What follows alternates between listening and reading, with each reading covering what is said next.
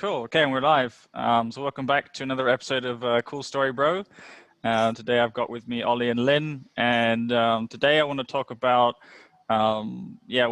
willpower and kind of how we think of it, but maybe some ways we don't really understand how it works as well in the body. And this is something that quite exciting for me because I think I got this whole idea of like willpower through people like Tim Ferriss kind of talking about how to set yourself up in terms of decision making. And I think that's something that's probably better known is like people know that you have a certain amount of sort of decisions you can make, and then you kind of use up your willpower. And so people kind of think of it like that a little bit. And so what Tim Ferriss, for example, says is, make as many things kind of automatic or easy as possible, so you don't have to use up decision making. So you have more sort of willpower left over for the important things. So things as simple as like not having to decide what clothes to wear every day, or like having an automatic ritual for what you do in the morning so you don't have to think about it. And that all those things take out decision making. So I mean, you see that people like Steve Jobs, we used to wear the same clothes every day, and people that are highly sort of effective, they all have those similar kind of patterns or rituals, and that they just outsource a lot of whatever's sort of unnecessary decision making, and then that frees up sort of room and creativity for willpower. But I think the other interesting part that people don't maybe recognize is kind of what you're using willpower for. So there's a sort of interesting way to look at it, which is, we tend to use willpower to overcome things that we find difficulty or resistance in doing. And it's like, where is that difficulty or resistance coming from that is requiring to use your willpower? It's like you have a conscious desire to do something, for example, like go to the gym or eat healthy, but there's an unconscious pattern there that is like you're fighting that, and it's like difficult. That's when you need to use willpower, and that's when you tend to use up your willpower. So for example, if you're trying to eat healthy, and then let's say you're on a new diet or something, and then you do really well for the first week or a few days, and then you sort of break down or something, like you run out of willpower. People are like, oh, I didn't have the willpower. That's like a common sort of excuse or justification for why it didn't work. But they don't really examine, where did that come from in the first place, that there was resistance to this? Like, what was it that was the problem in the goal that they were trying to achieve, and where was it kind of conflicting? So I think that there's definitely something around sort of inhibition as an idea like that I want to explore. So when you think about the way we operate in the world, we're kind of living by a lot of different rules and laws. We're not always doing things that necessarily in our best interest or what we most desire. A lot of times we're inhibiting what we want to kind of fit into the collective. So an example of inhibition would be like, let's say you're at work and someone's pissing you off, but they say it's your boss, but you don't want to just get up and punch them in the face, but you have to inhibit that urge, whatever it is, to say something or do something. And that's just an example, right? You have inhibition all the time because we live in a world with other people, with other, interactions and other energies. So I think a lot of the way we operate in the world to kind of get by and function, there's so much inhibition kind of built into society, the rules, the laws, the structures, all those kind of things. And because we don't have a way to express ourselves, that sort of disinhibition never really gets expressed. You tend to walk up with all this inhibition around. And so it takes a lot of willpower actually to kind of maintain that. If you think about it's sort of very subconscious because we don't really think about it, but it's just something we've kind of been conditioned and trained to live in the world. So the level of inhibition you have, I think, directly uses up willpower, or like, this reserve essentially that you have. And so if you're really frustrated all the time, you're really upset or really angry or emotionally like unstable, it's probably got a lot to do with that sort of needing to find some avenue for disinhibition, right? And then you see like on Friday nights, everyone go crazy on the weekend and just drink like crazy. And there's that sort of release valve on society where all that disinhibition kind of gets expressed in a certain way. But again, we don't really examine what caused the inhibition to build up in the first place. So I think being more aware of your sort of living habits and environment, what are the triggers that are setting you off? Do you feel inhibited? Like, I live a lot in the countryside and more remote places where I don't have to interact with a lot of stressful people and their energies, and I don't have to inhibit myself. I can walk around naked if I want to in my garden and do all kinds of stuff that most people just can't do because they're too inhibited. So I feel like there's definitely a balance there. Probably people are missing because they maybe haven't experienced what it's like to live with disinhibition, like in isolation or just be by yourself. That has a lot to be said for it in terms of understanding yourself and where this energy comes up from, like this frustration or this this sort of thing you're fighting against subconsciously to use up willpower. And I think actually Dan said something interesting in the chat, which is around, you can't escape your environment when it comes to willpower. Hey, Dan. You can't escape, your environment is going to have such a key effect on your willpower ultimately, and you're going to use it up. And again, if you think of the actual word willpower, what that means, it's actually, there's again a lot of meaning behind words. We don't really take the time to think about this, but you are willing something into existence with your power, right? It's like, I will this into my world. So you're basically trying to use your intention to like turn something into reality. That is literally what willpower means. So the power of your will to manifest something. And this again comes back to like your belief in something, how confident you are in yourself and your ability to create something and make it happen. And if you're using willpower to kind of fight yourself because you're like, I don't have the discipline to eat well or exercise well, and I'm having to like force myself to do it, and it's like, uncomfortable or something. And so you're fighting yourself because you don't really have that belief and faith in yourself, and you're trying to override that somehow, like intellectually with willpower. Like that's going to fail every single time. That's never going to be a sustainable situation for you to like develop a good habit from. Like you're going to need more than just brute willpower, like intellectualizing it and trying to justify why you're doing something. You need to understand, where is resistance coming from? Is there too much inhibition in my life that's basically using up my willpower and kind of draining it? So that's, I think, where I want to kind of segue into is like, how do you understand that that part of your body and psychology, so you can kind of get that better mastery essentially, so the willpower you're using isn't like being drained up by your own psychological resistance, if that makes sense. Does that make sense, guys? Cool. So when I talk about willpower, what's interesting, if you think of it like you're using the power of your will to do something, right? It comes back into like creating something. And what happens is when you're using your willpower, is some really interesting studies on dopamine and what the effect of dopamine has. So for example, a lot of athletes and sprinters, the ones that are super successful, even the super successful CEOs, they've done studies to show that these people have higher levels of dopamine. And that's just like a hormone, like a transmitter in the brain. But you can measure that, with things like the Dutch test, and it's really interesting to see what the effect of that is on like outcomes. So basically, they've done studies that show people that have higher levels of dopamine actually exhibit a higher placebo response. And so we kind of know a little bit about placebo, but we don't really know how it works. Placebo is basically like your belief in an outcome actually leading to that outcome.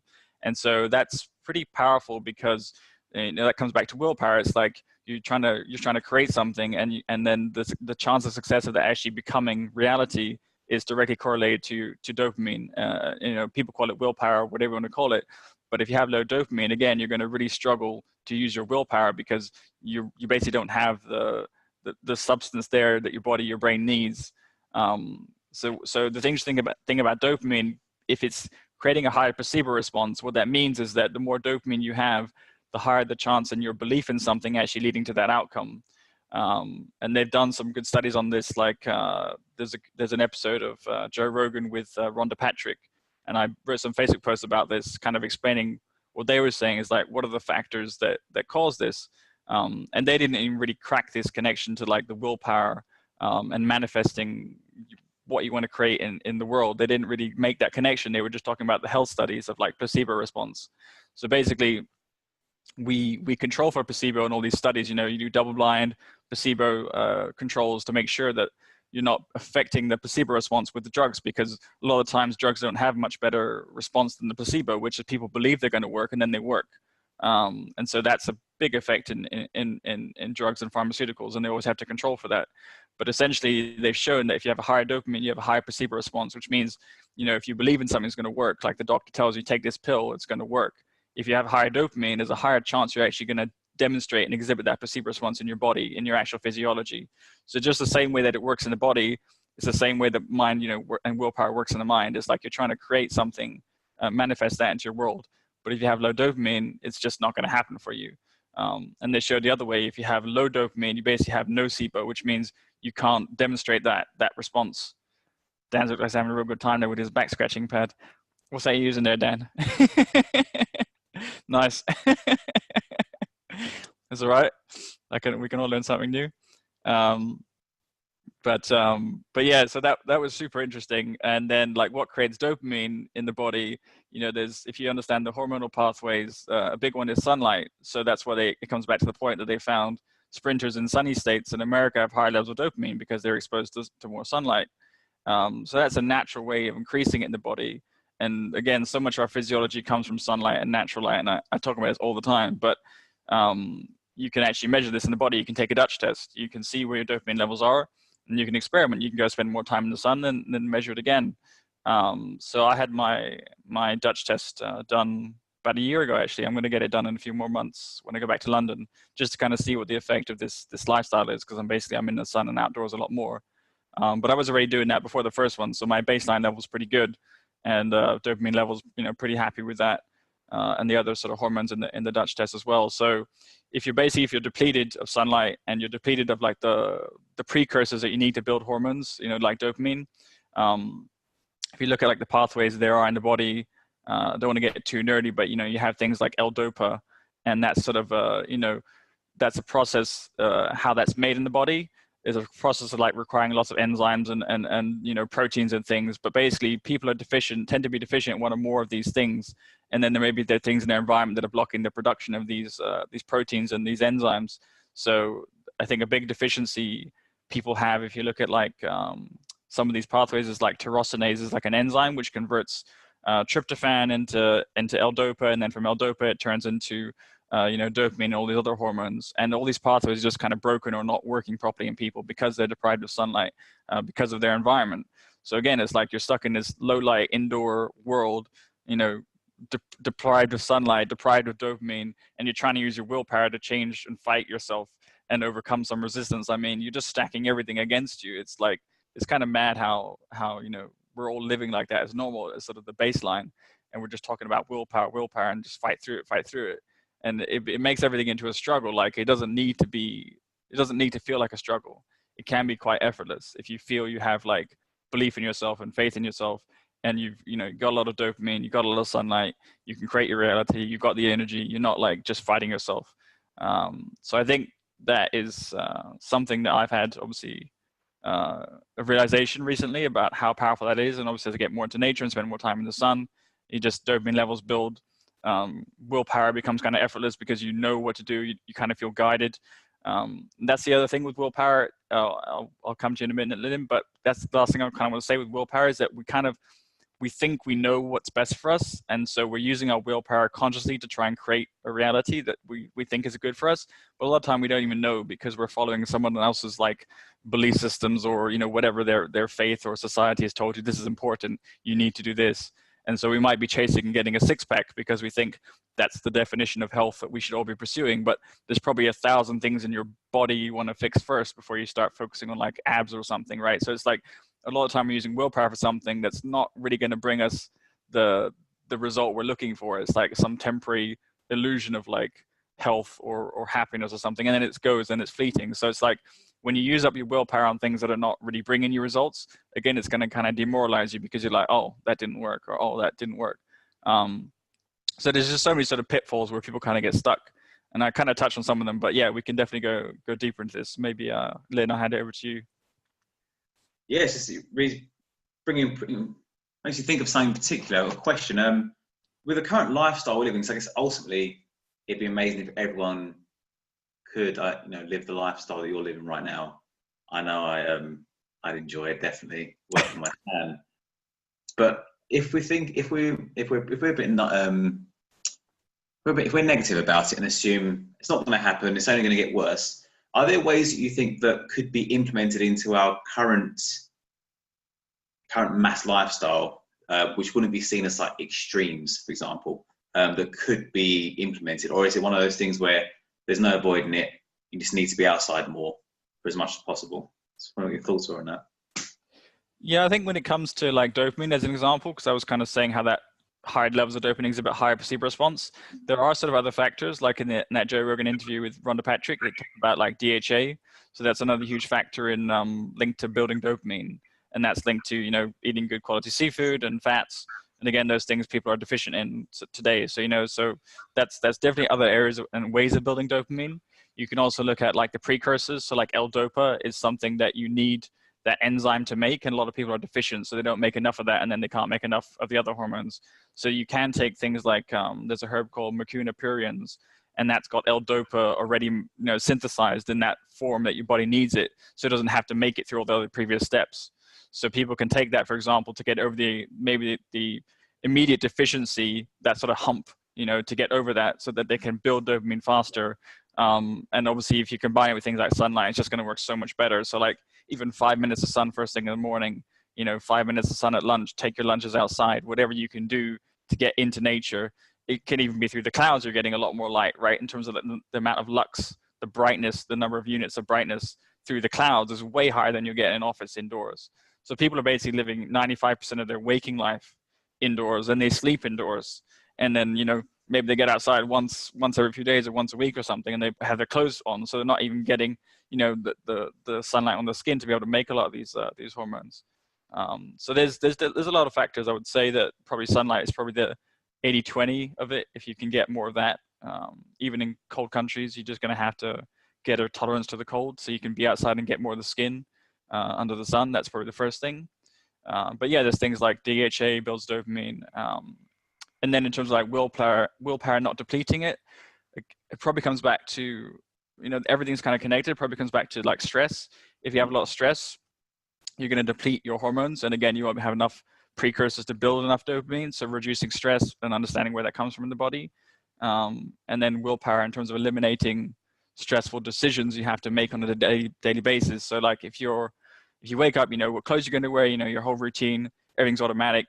And that's kind of how it is for me a little bit. Like I wake up, my morning routine is completely automatic. I know I'm going to go outside, I'm going to exercise, I'm going to do that thing. I don't even have to think about, should I go to the gym today? Should I not go to the gym today? Like every time you introduce indecision into your day, you're using up willpower. So for the really important things in life, like that morning ritual is probably so important, because that's the first part of your waking consciousness. Is what you're reinforcing as what's important. And probably most people are just chasing God knows what, but, you know, not maybe building up a natural strength and tolerance and those things in the body that are going to lead to making better decisions the rest of the day. So like, yeah, reducing unnecessary decisions, making things more automatic in terms of like habits and habit building and discipline. That obviously makes things easier. I mean, when it becomes a habit, you don't have to think about it. It just happens every day. You know it's going to happen every day. It doesn't matter what time you wake up or where you wake up in the world. You're not using willpower every day to like, oh, should I go to the gym or not? Like, yeah, those are all things people probably use up willpower necessarily on. And then the stress that kind of interferes with decision making, because stress is kind of like paralysis. If you're dealing with stress, you can't really think rationally, and so you're just constantly consumed, you know, with dealing with and reacting to the world, instead of like manifesting your intent on the world, like proactively, like, you know, premeditated. That's something people don't give a lot of thought to. But yeah, that's a long answer. Your breakdown's really interesting. It's made me kind of think of when I like say family members or people I know who have hit retirement. That there's a subconscious thing in there to have a routine to whatever reason. Don't know if it's because of that reason or something else. But you often notice like my other half's parents, you know, been together many years, retired, and like her mum, no matter what, she has a 21-minute nap in the day. And it's amazing how like she doesn't even need an alarm for it. She'll has a morning ritual when she wakes up, and it's these things I noticed. My grandparents did as well. I mean, I don't know their labs. I don't know how beneficial this was, but it's interesting how they seem to revert to that upon like retirement. Even when I've got friends who have retired early, I mean, you know, they're do more things, but there seems to be some sort of need, well, not need, like an actual attraction to some, not the structure, but routine. They're routine and structure, I guess. So that's interesting. I wonder if that's linked at all. I think we all develop habits sort of at some point. You know, we all wake up, we have a shower, we brush our teeth, we eat our cereal. Like that's the standard default habit. But whether those habits are going to lead you to feeling better or not is a different question. Sure. As far as like trying to develop new habits and the willpower I needed to do that, you got to examine like where you're using up willpower in other ways. Like I said, this sort of unconscious inhibition you use all the time up, you know, using willpower all the time to like not slap your boss in the face or something. Or like if you're in a stressful environment, you probably exposed to a lot of situations where you're either reacting and using up like energy and stress, or you're inhibiting yourself. And those combinations of things is just going to sap your willpower. And then again, if you're not kind of building up your dopamine, building up your tolerance and resilience to stress, then you're just even weaker and those things get used up faster. So it's kind of a combination of like not using up what depletes you, with the things like stress and reacting and having to use inhibition and those things, and also increasing what gives you that strength and that sort of buffer to act in stressful times. So like if you have more sunlight and more dopamine, you just make better decisions. You're not going to react from a stressful place and in fear, and then later like punishing yourself for not doing something properly, like, oh, I didn't go to the gym, or oh, I didn't eat well, like, and beating yourself up, which is just that negative self-talk. So like all those things kind of reinforce how you feel about yourself and what kind of decisions you're going to make. But I think you generally make better decisions and build habits more effortlessly when you feel good about yourself and you feel confident, and that just builds and builds and builds. So yeah. It'd be interesting to see if the elderly, sorry Dan, it'd be interesting to see if the elderly had like a high response. There's the assumption, old people don't give a damn about what they say anymore. I mean, I'm looking forward to that myself, to be honest. But it'd be interesting if we could get a bunch of labs. I know probably it's not possible for a bunch of old people to see if that is a thing that, again, I know it's one of many, many variables, and they're possibly most likely to be inside more than other people, but on their state of health. But yeah. It could be that elder people obviously get insight into some of this stuff later in life. You realize it later, oh, I was inhibiting myself all the time. These people make me feel like shit. I'm going to stop hanging around them, or I'm just going to give them a piece of my mind. I'm not going to hold it back. Like you see old people are like that all the time, right? They're just a lot more, whatever. Maybe they just lost the ability or the buffer to hold it back in. They're just like, fuck it, I'm just going to speak my mind. I definitely see that with some old people, and you respect them for that because they're just being themselves and they're not trying to live by or someone else's ideal for what they should do. But a lot of people also burn out at that point, right? Their lives probably look like shit if they lived indoors their whole life and they've been inhibiting themselves all the time and living with a lot of stress. So like you don't have to wait to that point where you like run out of buffer. You can start being an asshole today.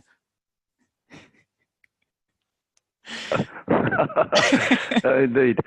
Yeah. Also, you've also got to remember that old people naturally have lower levels of melatonin, so they are forced to wake up earlier. So it's easier for them to fall into a routine, not just because they have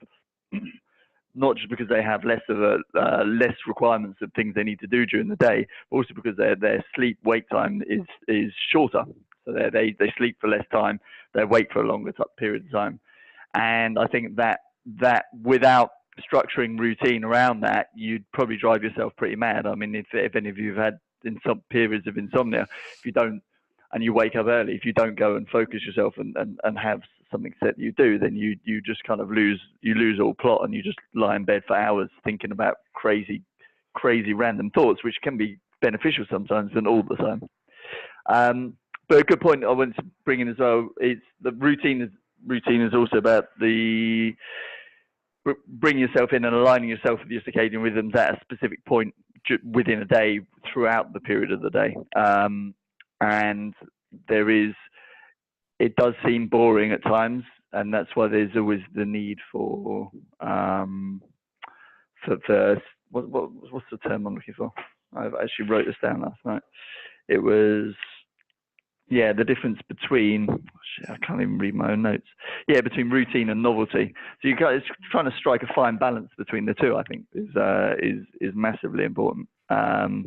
Routine itself, as in like Michael says, is trying to, if you have certain things you do that are going to improve your to coin your phrase from your Facebook post earlier, your physical or your physical biological net worth. If you have things that you're just programmed to do each day that are going to improve that, you don't have to think about that. Then everything else, then you can save your decisions for things that are possibly more important, or you would require a higher level of thinking.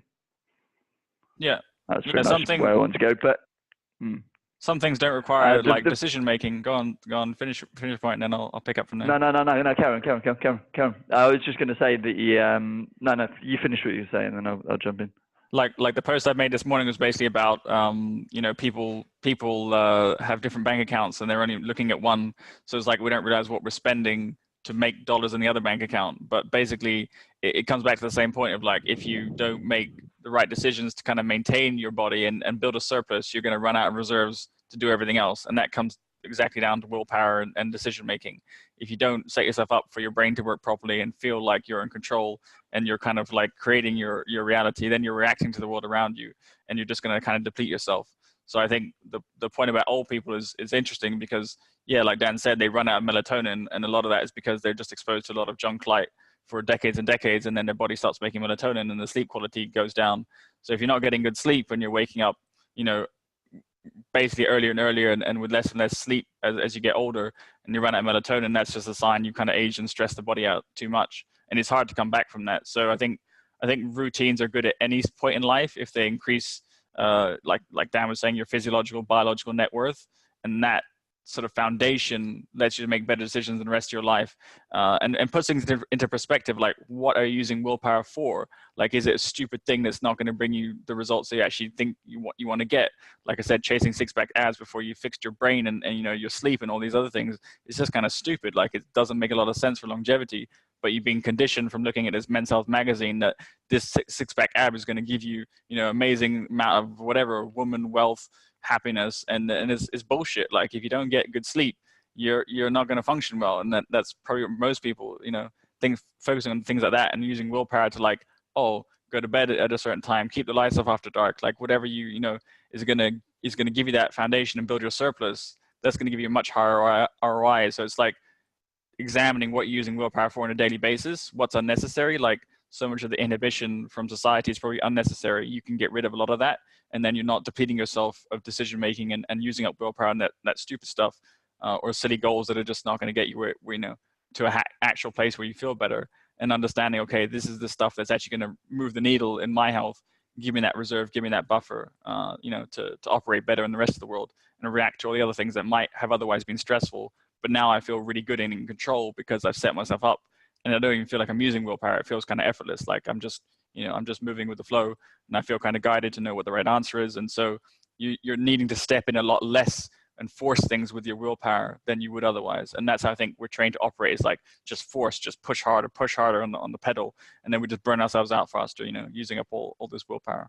And we think that's a good thing. So, but yeah, go on, Ollie.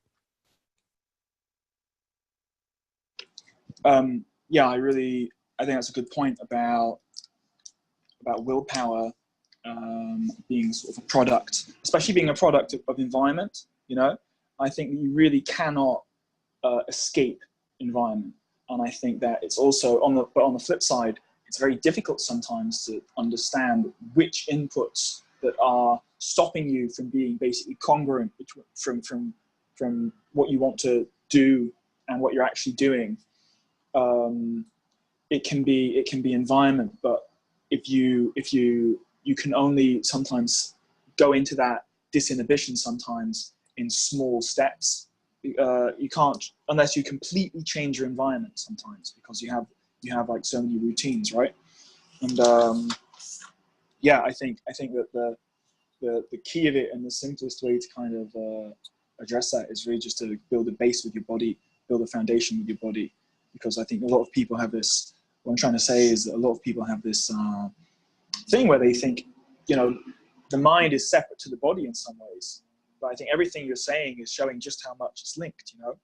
Like, for example, like melatonin and other hormones, like, you know, dopamine is closely linked to serotonin. You can improve sort of general overall hormonal health by improving your intake of cholesterol and other sort of building block hormones, because it has like a net effect. It has an indirect effect, and your insulin and all these different things. And so if you have a really good physical foundation, then the effect that you have of your interaction with the world can become more and more congruent.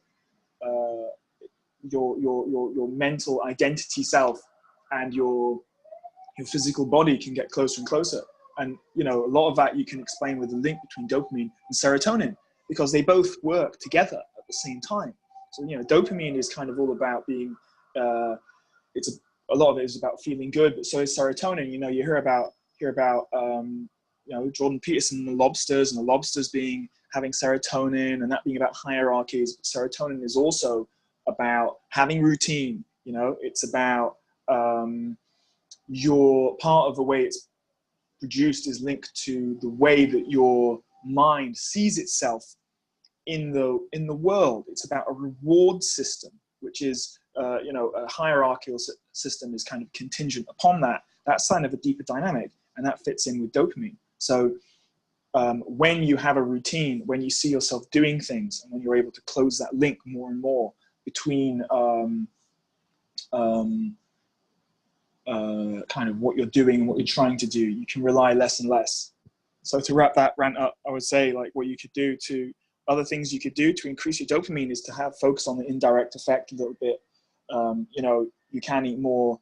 Obviously, nothing beats sunlight. Nothing can come close. I think if you're eating more vitamin D foods and you're eating more kind of animal fats, providing a basis with cholesterol, even doing the other things that will bring your hormones back to a base rate, like cold therapy and stuff like that, that will really help. But then having friends and having a social circle and rewards, and actually being able to go out there and apply your will to something, but also kind of understanding the relationship between your will and the environment, so it's not clashing against itself. That's kind of actually a key element of serotonin. And your dopamine is always going to be they have to be balanced hand in hand. So yeah, that's what I think. So yeah, it's a good point to kind of maybe break it down a little bit, like you're saying. Look at the basics. Like most people don't understand what dopamine and serotonin even are. So like dopamine is that reward sort of mechanism where we're designed to go out and do stuff, and then we achieve a goal, and then we're happy. Like it triggers that reward hormone. So that's a lot of how we achieve things and build things and create things, right? If there was no reward mechanism built in, we would just be sitting around all day lazy. So dopamine has a necessary effect in terms of our growth. But most people have low dopamine. So the issue when you're deprived of sunlight and saturated fat and like basic nutrition, and you have a lot of stress in your life, if you have low dopamine, basically you're going to be always searching for a dopamine hit. And I think this is kind of where society has gotten to, is that chronically we're low dopamine. So there's just more and more sort of vices or addictions that we rely on to kind of get our dopamine. So if you're not getting it from the sun and you have low dopamine, you're going to be looking to get it from, anything from pornography to gambling to, whatever is going to give you that hit, that reward mechanism. You will look to trigger that. We're just like monkeys or rats in a cage. You just push that button to get your dopamine hit. And obviously those behaviors, those substitute behaviors are not healthy. They lead to other chronic mental health issues, physical health issues. And we deplete, again, you're depleting yourself of energy at the end of the day, right? If you're masturbating all day long in front of the computer, or you're gambling your money away and you're getting into debt. Like you see these kind of behaviors in extreme conditions, but people have one or more of those things built into them. Like sugar is another one. If you don't have dopamine, you're going to try and get sugar all the time in your diet because it's going to give you a dopamine hit.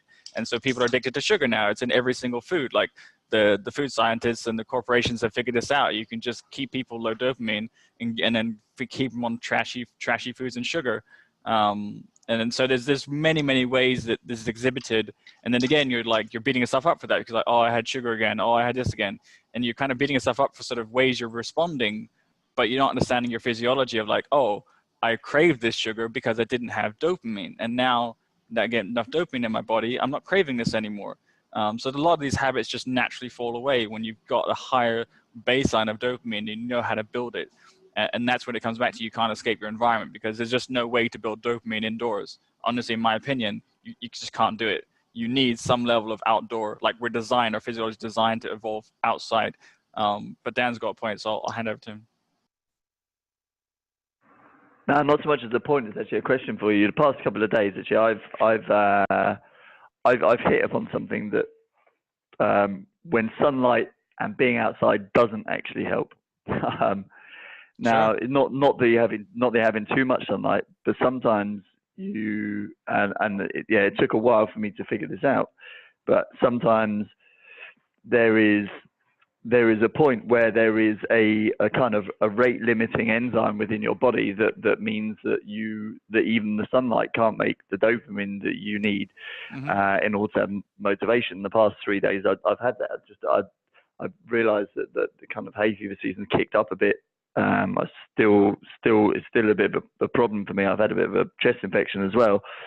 then I realized that actually there's a relationship between histamine, between monoamine oxidase and diamine oxidase as well. And then I realized that when your mast cells are aggravated by an allergic stressor or even HPA, even if your HPA excess is heightened due to a stressor, be it work, physical, any other type of stress, then you can find that the enzymes, even with sunlight, don't work properly. And it took me, I suddenly realized that I had some reishi mushroom in the cupboard, and all it took was 2 doses of that, and then bang, my dopamine's come back probably in a far too strong manner today. I literally will cut down that dose of it tomorrow, because today I'm just like almost wired and like flying. So I just need to try and now bring it down and balance it out a bit. But it's about listening to yourself as well, and just trying things for yourself and knowing what you've done in the past and trying to I document nothing. I'm really bad. I'm probably the worst biohacker ever for I do keep my test results and blood results in some place, but I very rarely reference them. I have a kind of internal store in my head where I remember what that felt like at that time, and would that particular supplement help me now, and then I'll try it out. Does it help? Give it a couple of hours. Has it helped? Has it helped my sleep? Has it improved? If it has, yeah, carry on until I see a change in the change that hasn't happened, that it's either changed and it's no longer working, or it's changed, or I can just knock it on the head, because I'm not a big fan of supplementing for long periods of time, maximum 2, 3, 4 days at a time, and then reassessing yourself, because really your body should be able, if you've got a decent environment and you're spending time outdoors, you should have enough of a surplus energy level to be able to handle any stress, or be able to adapt to any change fairly easily. And I think the supplementation should only be a short thing, unless of course you're living in a bad environment, in which case you should be taking measures like Ollie mentioned, like cold therapy. But even cold therapy, I find myself is a hormetic stressor, even though many people would claim that it isn't. I find that in certain situations, if my body's overly stressed, I find that it doesn't help. It makes things worse. And I also find that the season is applicable as well. Obviously in the UK in winter, it worked really well. It didn't work so well in the south of Spain, in France, when it was really hot. So it had a kind of really opposite effect to me. So it's there's so many nuances as well. And then once you realize that there is various rate limiting enzymes within these, and you start looking into that, then you realize that in this situation, that enzyme can limit that, and that can limit this. And then you've read 10 PubMed articles, and all of them have contradicted each other compared to your situation. You're in this complete fucking meltdown of what works and what doesn't. And I just strike a line through all of it and think, oh, fuck it, just go outside. Yeah, that definitely happens when you're reading too much PubMed indoors, Dan. You lay off the PubMed. Exactly. But was there a question in December? Because I'm going to give my thoughts on it, but you said it was a question initially, so I was wondering, did you miss the question? Yeah. The question was initially, like, what would you do when sunlight and environment isn't helping? Well, what would your take be on that? Yeah, I mean, well, I think we're both pretty lucky. Like, you live in Spain, so you get a lot of sunlight, and I'm in Portugal right now, so we're just, abundant in sunlight, and probably that's a great baseline to have that foundation. Like, probably Lynn, maybe not so much in UK, in London, like in the winter. And I think understanding what stresses can work in what environment is key. Like, people really talking about cold therapy and fasting now. Intermittent fasting is the latest, greatest thing. Like, those things work really well, because you're compensating for a sunlight deficiency. You're compensating for something you don't have. So like, if you need cell coherence in your stomach to stop leaky gut and allergies, fasting is something that can really help when you don't have sunlight. And that's why people get a lot of benefits with fasting and helping their brain work better and their gut work better. And there's no doubt that works. Do you need to be as rigid and militant about it when you're getting a lot of sunlight? No, probably not, because you're getting a lot of cell coherence and you're not getting the stress. So I think, like, natural things can be a stressor. Like, too much sun for some people, for sure, you'll burn. It's a stress. You probably don't want to get too much of it initially if you're too denatured, and it's a process of gradually getting your body used to those stressors. Same with cold therapy. You can't plunge straight into the Arctic, you'll probably die. But if you work up gradually, you can build that stress and get the adaptation that's beneficial. So a lot of people are getting benefits with some of these therapies now. But when sunlight environment's not working, there is a mental game of like, like I was saying, the things you're chasing that you think are important, what you're using willpower up for, what is it you're using it for? Like, you know, I used to spend probably 8, 10, 12, 16 hours a day on a laptop trying to extract some wealth out of the universe, you know, making more money, working on my business, and neglecting what was actually important to me was keeping that surplus in my first bank account, which I kind of talked about, is, you know, keeping your health and your hormones and everything working and ticking over. So I think if you have a good awareness of those markers and you have a way of quantifying it, even if it's just once a year or twice a year, that will really tell you if you're moving in that right direction in terms of, you know, subjectively day to day, you might be able to say, oh, I'm feeling stressed, or I'm feeling okay, or this or that. And you can measure some things like sleep quality with these devices now, which can be helpful as well. But even just getting markers once or twice a year, just kind of see, am I moving in the right direction? Or is my cortisol spiking way too high on average? And even though I think I'm handling the stress, my body tells me, no, like you say, my HPA axis might be completely off, might be getting completely, you know, triggered all the time. So it's good to have some sort of objective marker to go on. And then in between, you know, yeah, leveraging on nature and sunlight as much as you can to the point it's not stressing you out. And when you have rate limiting enzymes, that's something that really only testing can show you, like to get into that detailed level of like where pathology is, and, you know, these pathways that are getting blocked. You know, certain pesticides like glyphosate and all these things in the environment that we're sucking in air pollution, they damage a lot of these pathways and transmitters, and that's why, you know, you maybe can't make as much dopamine as we could before. So understanding where those stresses are coming into your system and getting them out, the physical ones and the mental ones, the people around you that drain you, you know, the energy vampires and parasites, people that are stuck, you know, with their problems, and bring that into your life. Like just getting all that out of your life is going to free up so much energy and willpower from you than having to fight yourself. So I think we're kind of trained right now to release that in a way that's kind of damaging. So for example, like alcohol, people use that to really wind down and go to sleep. And it's a way of, again, disinhibition, to get rid of all the inhibition you've held in all day long, using up your willpower to not slap your boss. But, you know, if you drink it off in the evening with your buddies, and, you know, you kind of release the valve that way, but then you destroy your sleep. But then again, you're cutting into your repair mechanism. So it's just like people are using the wrong sort of recovery mechanisms, the wrong drugs, if you like, and maybe some of the more helpful ones that like magic mushrooms or psilocybin, things that open up your perception to see where energy is really moving around you and what to cut out and what to enhance. And those senses are kind of shut down. You need to be more open to like, okay, maybe I can find answers with other substances. The society is telling me, oh, these are dangerous, and they're just feeding me alcohol and sugar and caffeine and saying these are the answers to your problems. Like having some awareness of that really, really helps, in my opinion. I don't know if that answers your question, Dan. Yeah, no, yeah, I agree. I agree. There was something that just came up for me, Christian. That's run back through my head, see if I can remember what it was. When you are limiting, this is actually one question about things like the Dutch test, and I know this from just from kind of innate nature, that things like cortisol tests, like daily, they are only, the thing is that to actually measure it properly, you probably have to do a 14-day test those levels of those transmitters every day for 14 days, and then take an average baseline of that, because it's so easy for there just to be one thing that like makes your stress response flip out, and that might be that day that you had it, in which case you then find yourself over supplementing, overcompensating for something that was really an acute thing and not some sort of chronic deficiency. Or so, I mean, how do you manage? To be honest, I think it's kind of why I've gone off testing a bit, because I find that I know that within myself that those things happen on a day-to-day basis. So is it worth spending the money unless you are going to do a full 14-day test and you can get that full average? Yeah, I would say yes and no to your question. Like, I mean, in terms of the issue of testing, you're right that your levels are gonna vary day to day. And again, like the reason why the Dutch test is better than other tests is because it's over 24-hour cycles. So just the basic daily cycle, at least you're getting a better snapshot of that.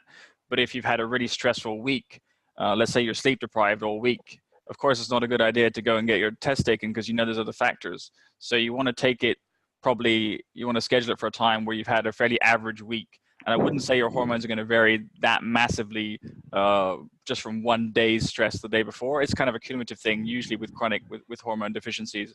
It's a chronic thing of like not enough sleep, not enough nutrition, and those things build up over time. So your melatonin is not going to go from 0 to 100 in one day. It's not going to go from 100 to 0 in one day. And so when it comes to cortisol, a lot of it is the cortisol melatonin balance, right? If you have cortisol spiking all the time, it's going to affect your melatonin. And when you get your sleep right and you're feeling less stressed, melatonin picks up, the cortisol cycle balances and normalizes. And so those two things always work in harmony together, like it's just a cycle. So I would say you definitely get a pretty good snapshot from the Dutch test. And obviously, if you think you've had a really bad sleep or something, or you had a really stressful week or 2 weeks, then just reschedule it. Like just take it in a more normal week for you. Do you know of any papers or studies that I know the Dutch test is quite a new test, but any of the other kind of HPA tests, like the adrenal stress cortex tests, where they have taken those tests like on for a set period and then looked at the daily variance between each of the tests? I don't know so much about the other adrenal tests, and I think some of them are more dodgy, like you said, because they can vary a lot more day to day. So probably I would put a lot less faith in those. But the underlying hormones, that's like almost like your buffer against stress and your resilience against stress. Those things don't get affected so acutely, like from day to day. Like I said, your melatonin is not going to go from 0 to 100 in a week even. Like it takes months to like optimize that. So if you've done the right things and you're moving the needle, then like I said, once or twice a year, just checking in and seeing how that's doing. Do I have a good reserve here? If your melatonin's just like gone down massively in the last 6 months, you're like, well, what could have caused that? You know, something would have changed. So that gives you a better picture that's maybe not affected day to day, like some of the other tests that, yeah, you're right, probably don't have the same effectiveness. And this is why doing things like saliva tests and blood tests for hormones is useless, because it's just like a snapshot in time that completely doesn't affect, like it doesn't give you a picture that's useful. Yeah, completely agree. Cool. All right, we went pretty deep into the testing side. I know Dan, you're quite passionate on that stuff too, probably. So, but yeah, Lynn's dropped off. So, Ollie, I don't know if you got any questions around that, like that side of it, or any other ways of looking at it based on what Dan was saying. I actually have to go in a couple of minutes, but I would. It would be definitely be interesting to see how can you test the relationship between dopamine and other hormones over a period of time. It would really interest me a lot. You know, I don't really know if we can do that properly. I don't know if the Dutch test does that, right? It's definitely correlated. Like you're not going to be super high in dopamine and then super crappy in all the other hormones, because there's similar pathways and enzymes involved in those. Like I was saying with tyrosinase and turning tryptophan into, you know, and all the other pathways into L-DOPA. So if you understand those pathways and you're optimizing them, it's going to be reflected in your hormones. You're not going to see massive variations typically, unless you're taking some weird supplement that's going to like boost, you know, some exogenous testosterone that's going to boost your testosterone levels. And generally, I don't really believe in these things anyways, because you tend to down-regulate your body's own production, right? If you're taking like a melatonin supplement to sleep better, you're not really understanding what's compromising that melatonin in the first place. So the same things that were aging you are still going to age you. And that melatonin is not going to save you. It's just going to give you like a temporary sort of boost subjectively. So yeah, so there are some ways of sort of messing around with hormones when you're taking supplements and drugs. But if you're using a natural approach, I would expect them to be pretty closely correlated. Okay. Cool. Yeah. It seems like doing recording. I used to do like a lot of recording and stuff like this. Just simple like N=1 testing, which is where you just kind of essentially just trying to establish a relationship, right, between what can you call one, you know, what can you call a constant.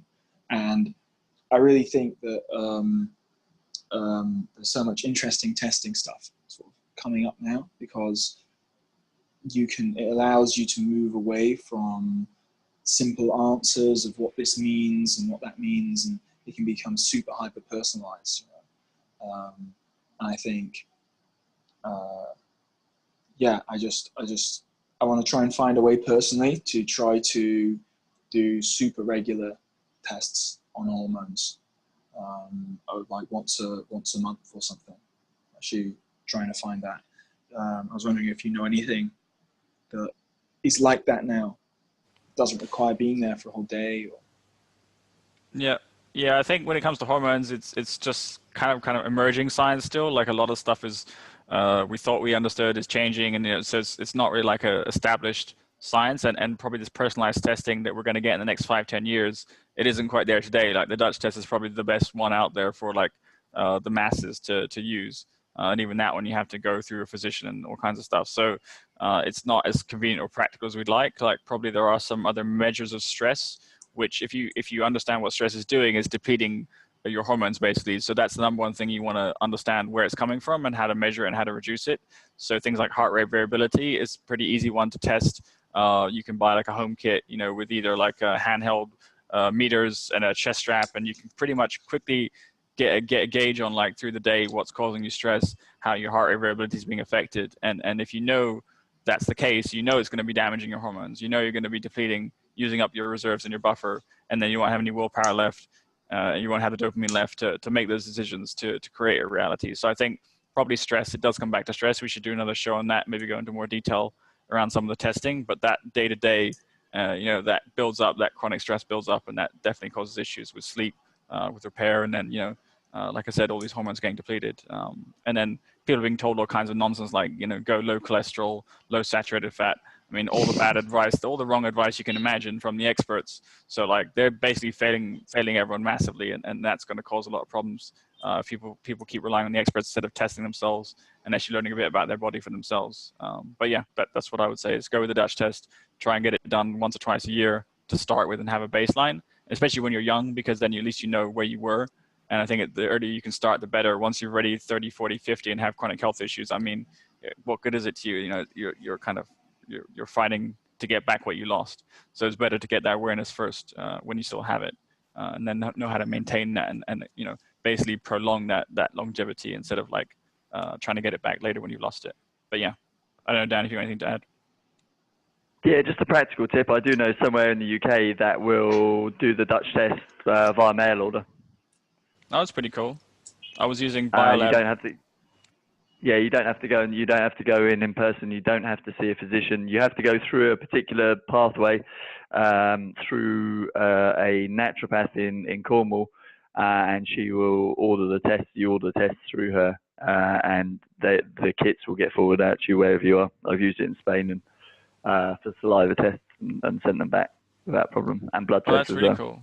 That's really cool. Shoot us a link in the chat or in the Facebook group, and I'll send it to the guys. Yeah, no. But yeah, I think Lynn had a question as well. He dropped off, but he was asking what that substance was that you were taking. I think you said it was reishi, right? Like a mushroom. Ollie's dropping off as well, so we'll wrap this up soon.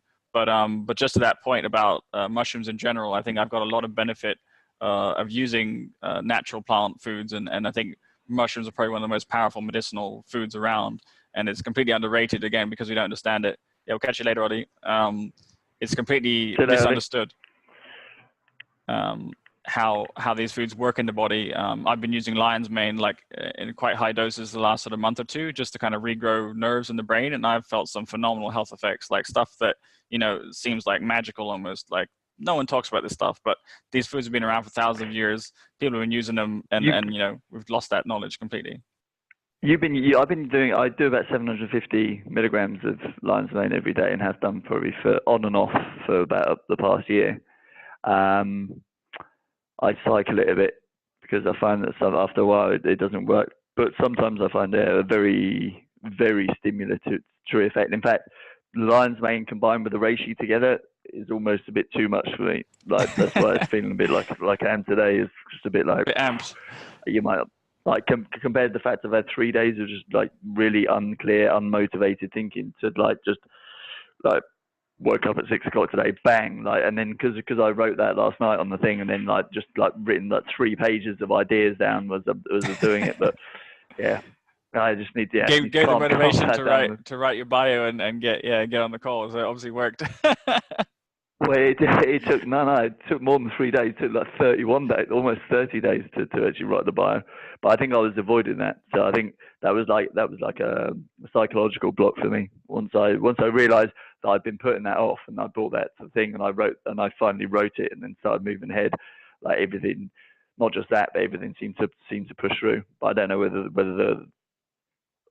the mushrooms came first or whether that blockage, or the mushrooms did come first, so I don't know whether that assisted it. Do you get any, because you've been doing magic with the lion's mane, do you find that there is a synergistic effect? Yeah, definitely. Like to your point about psychological resistance and willpower, like that's exactly what we're talking about on the show today. So I think that mushrooms and a lot of these plant foods can help to overcome some of that, or give you awareness of where it's coming from, so you can just let it go without like having to force stuff with willpower, right? And like override some weird psychological subconscious resistance.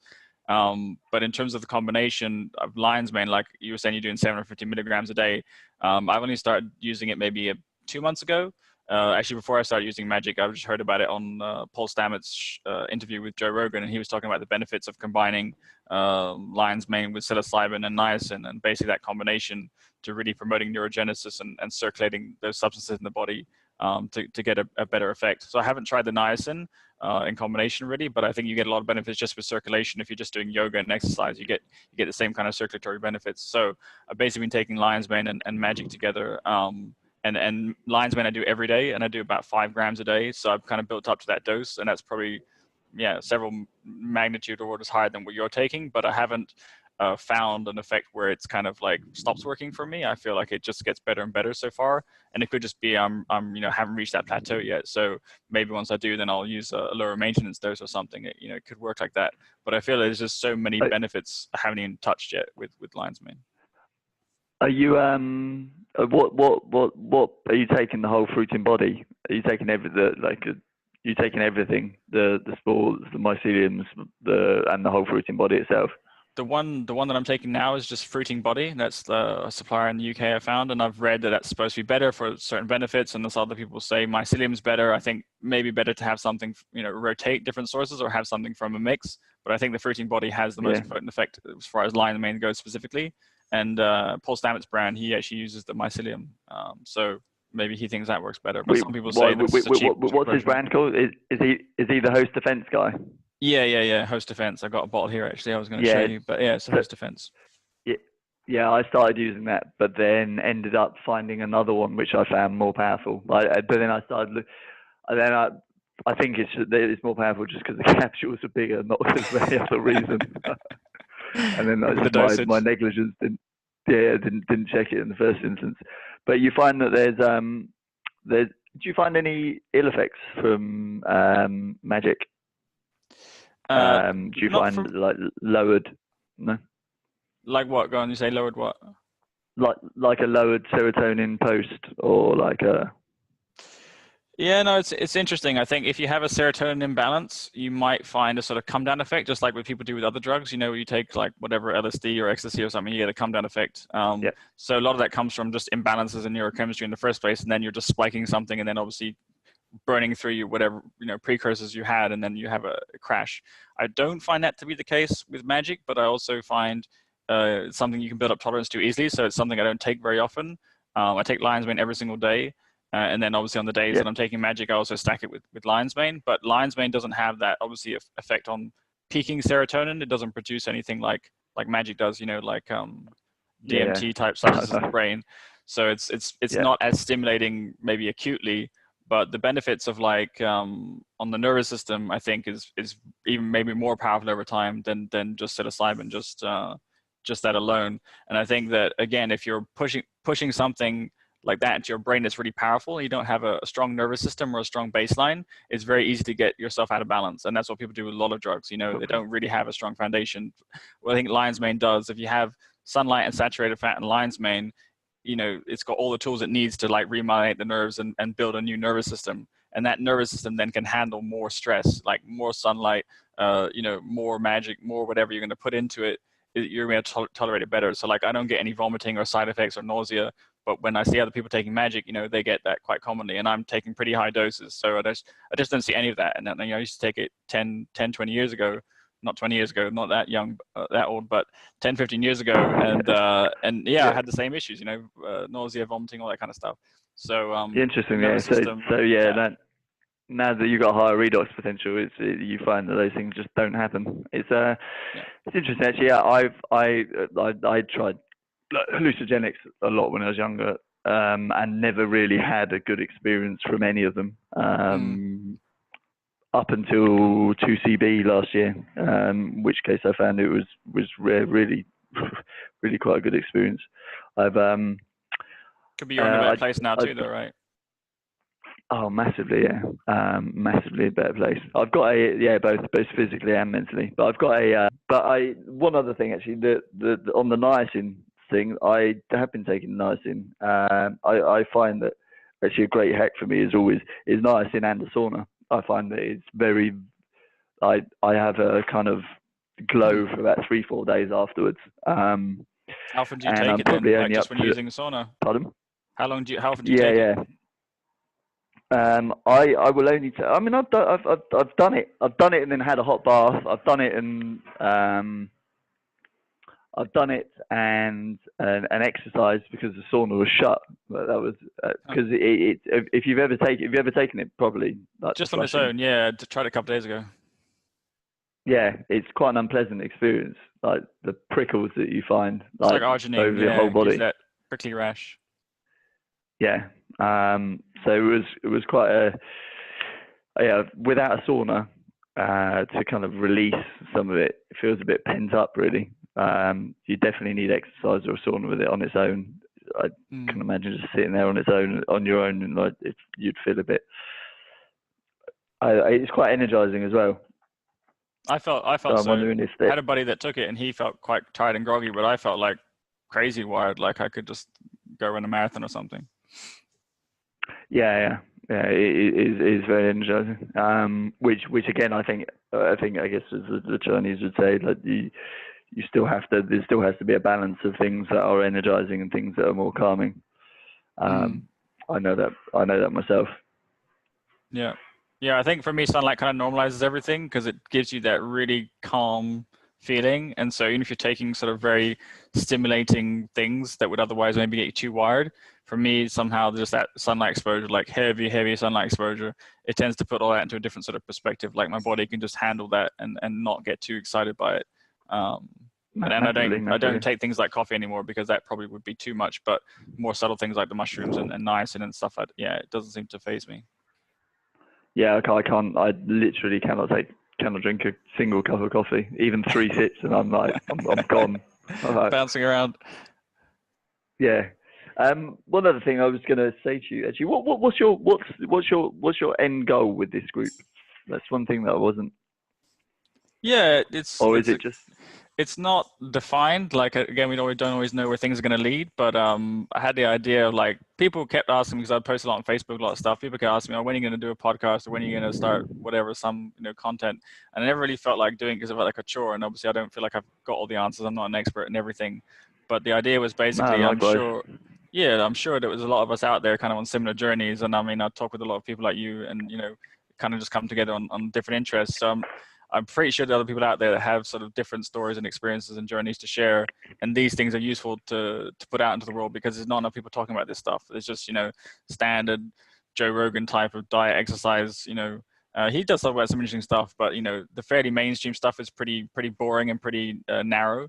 So things like sun gazing and, more esoteric stuff and alchemy and people doing shamanism and magic, like those things are all kind of connected to the basic foundation of health. So I really feel that was a good avenue to bring other people in who have more experience in the group and other areas and kind of just talk about it so we can all benefit for ourselves, and then we can put it out onto the world and see if it's like a valuable message other people want to hear. Basically, my feeling is it's going to be super useful for people to know about this stuff because health is getting more and more compromised. So the focus for me was definitely on health and sort of sovereignty and mastery of the body and the mind. And obviously if you want to talk about wealth and finances and other areas maybe that are important to like life mastery, but that idea for like a mastermind of us to get together and then even meet up a few times a year would be like the core of the core of a community that we can then expand and build on as more people find out about this message. So it's really like creating that and cultivating, curating that community that you want to have around you. because I don't want to be around a bunch of stressed out, sick people. And that's pretty much what the world is turning into in large degrees. So I want to create something where there's a really healthy, conscious core community of people. We can all come together. We can all support each other with ideas. You know, may end up we doing projects together, business together, whatever, co-living, projects. Who knows like where it's going to go? I have no idea. But just having that, bringing those people together, and that type of energy and creativity, I think is really, really powerful. So that's the kind of goal.